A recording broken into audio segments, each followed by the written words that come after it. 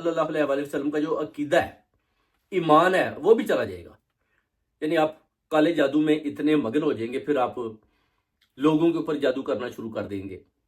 इस तरह फिर आप देखेंगे कि ऐसे अमाल करने के बाद फिर अगर वो जादू आपको उल्टा पड़ गया तो फिर आपकी जान भी जा सकती है। तो आप देखेंगे बार बार जब लोग जादू करते हैं, कभी जादू नहीं भी होता, मगर वो फिर भी पढ़ते हैं, जोर लगाते रहते हैं कि किसी तरीके से भी हमारी जो है ना शैतान के साथ जो है ना वास्ता पड़ जाए, दोस्ती हो जाए, किस तरीके से हम उस शैतान के काबू में आ जाए, ताकि शैतान जो है ना वो हम तक अप्रोच करे। आग लगाएंगे, आग को भड़काएंगे, ऐसे अमल पड़ेंगे, आग ऊंची होती जाएगी। वो भी काले जादू का एक हिस्सा है। तो इन चीज़ों से आपने दूर रहना है, ऐसे लोगों से दूर रहना है। अगर आप उनके पास चले जाएं तो फिर वो डेफिनेटली आपका जो ज़हन है ना उसको भी पकड़ लेंगे, जकड़ लेंगे।